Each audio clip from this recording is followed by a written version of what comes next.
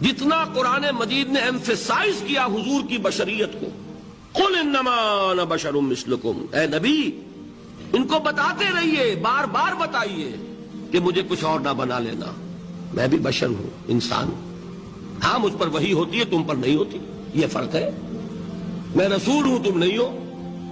اور دوسرا یہ کہ خود حضور نے ایسی باریک بینی سے روکا، یہ بھی آپ کو پسند نہیں تھا کہ میں آؤں تو تم کھڑے ہو جاؤ، صحابہ کو آپ روکتے تھے۔ ایک صحابی کی زبان سے نکل گیا ما شاء اللہ و ما شئت، جو اللہ چاہے اور جو آپ چاہیں، فوراً ٹوک دیا، کیا تم نے مجھے خدا کا مد مقابل بنا دیا؟ مشیت صرف اس کی ہے۔ یہ جو آپ نے فرمایا میری قبر کو کسی جلسے اور جشن کا مرکز نہ بنا لینا، فرمایا کہ نہیں فرمایا؟ اللہ تعالیٰ لعنت فرمائے بنی اسرائیل پر کہ انہوں نے اپنے نبیوں کی قبروں کو وہ میلہ گاہ بنا لیا۔ یہ ساری وہ ہیں، یہ تحفظات ہیں۔